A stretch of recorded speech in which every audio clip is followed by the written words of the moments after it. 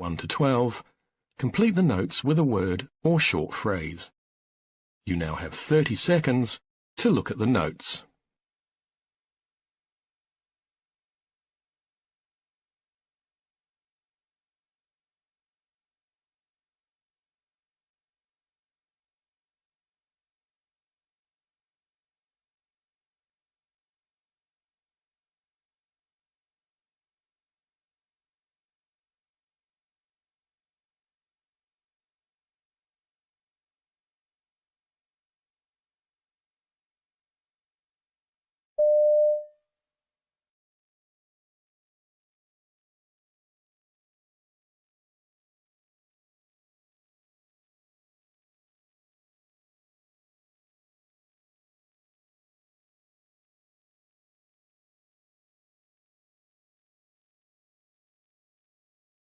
Nice to see you again, Tom.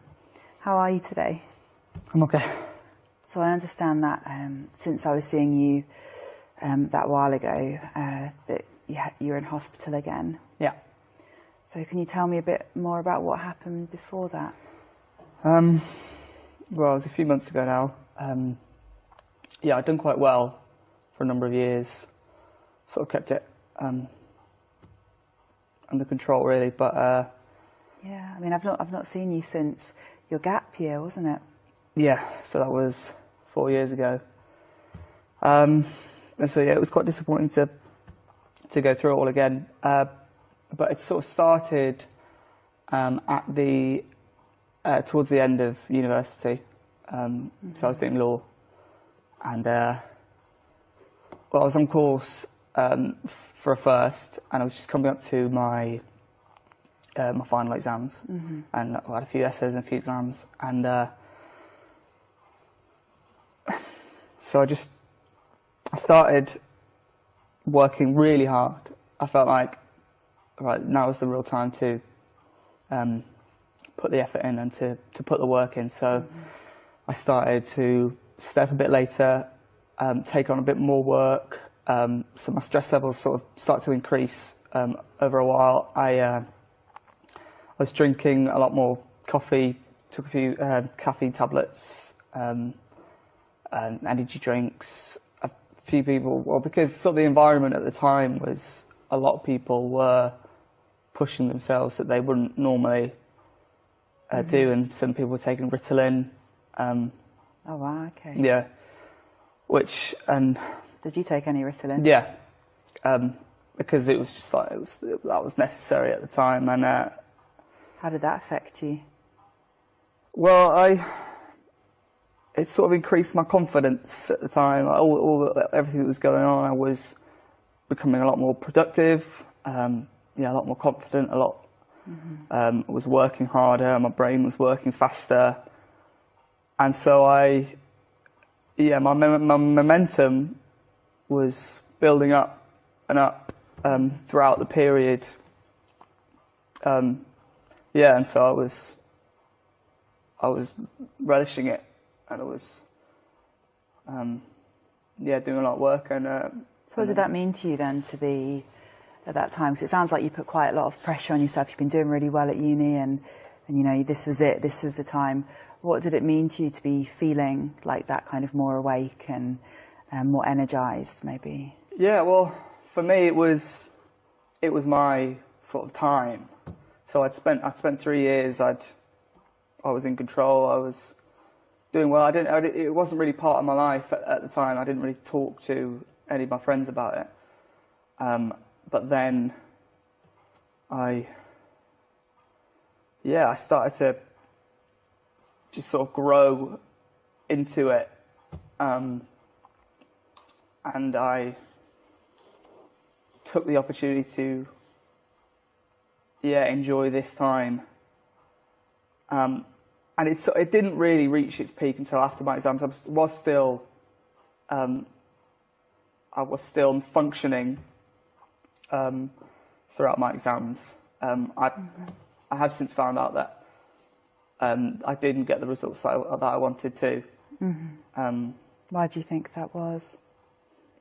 Well, I thought that I was working harder than ever, but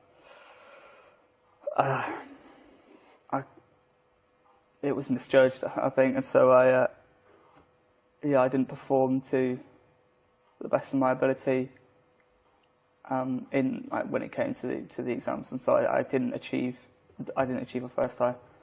I only got 2-1. What else was happening for you around that time?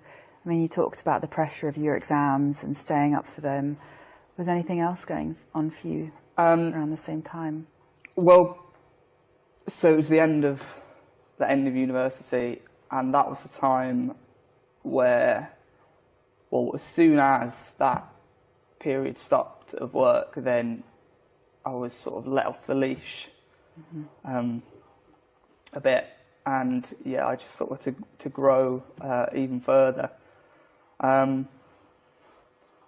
So I mentioned I was taking Ritalin, drinking a lot of coffee, and as soon as my exams had stopped, substance abuse sort of took a bit more of a hold, and yeah, I just sort of grew into this person who I thought was the guy that everyone wanted to be around and to see, and so I made sure that I was just everywhere that to be seen. I was, so this is like the gap after you finish the exams, but before the results are out. Those few weeks. So we were just going out a lot, if not every night.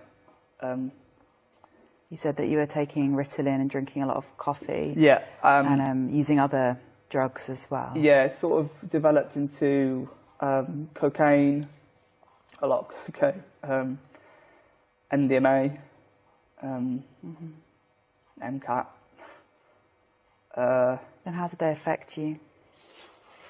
I honestly was on cloud 9 at the time. And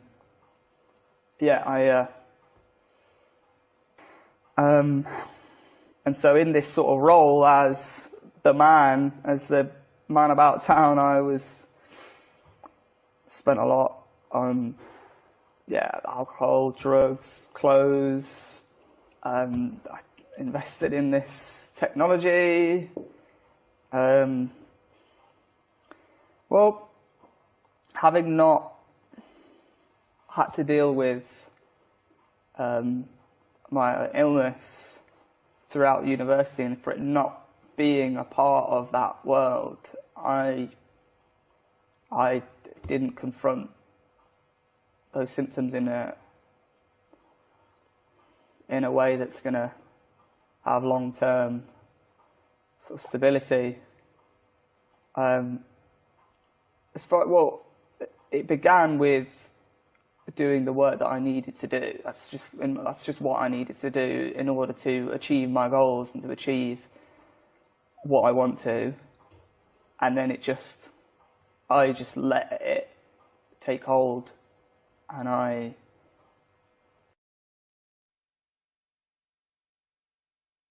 Extract 2. Questions 13 to 24. For questions 13 to 24, complete the notes with a word or short phrase. You now have 30 seconds to look at the notes.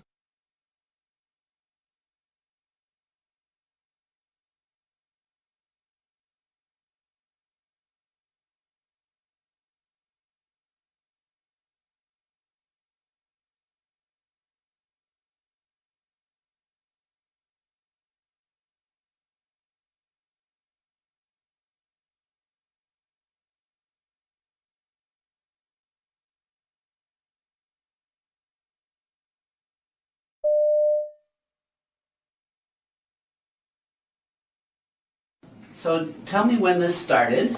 Started on Tuesday morning around 9 a.m. He started to get a few red patches right across his belly and a few sporadic on his legs. Okay.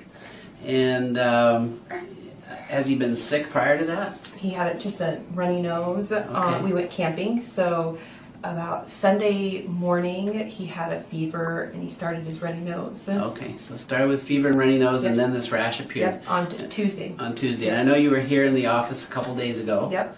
And they did some blood work, and at that point they were pretty sure this was a viral illness. Yep. And I remember talking to you on the phone that it was getting purplish. Right. And that was concerning because we know that can be bad things. Exactly. So you had a fussy baby, this little fellow's only 7 months old. Yep. Fussy with fever and then a purplish rash, Yep. and you were absolutely right to call. Okay. Because sometimes that can be meningococcus.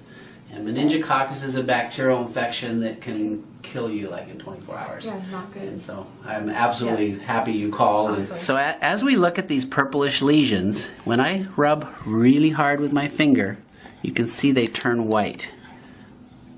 Turn normal skin color. The purple goes away momentarily and then it returns. Any rash that you can make blanch, so you can make it go away, that's okay. Especially, we'll take a look at this little guy's face here. He's still, he's not super happy, but he's still pretty alert. And that's always a good sign. When you have that bad rash that doesn't blanch and a kid who's just... this particular reaction, because we've evaluated this young fellow twice in 2 days, this has been progressive, and what's happening here is we've got bright red, pink, new rash that's actually warm to touch if you look at this rash, and as that rash disappears, it leaves a bluish, sort of almost a bruised looking purple rash, which you can see areas that are sort of purplish.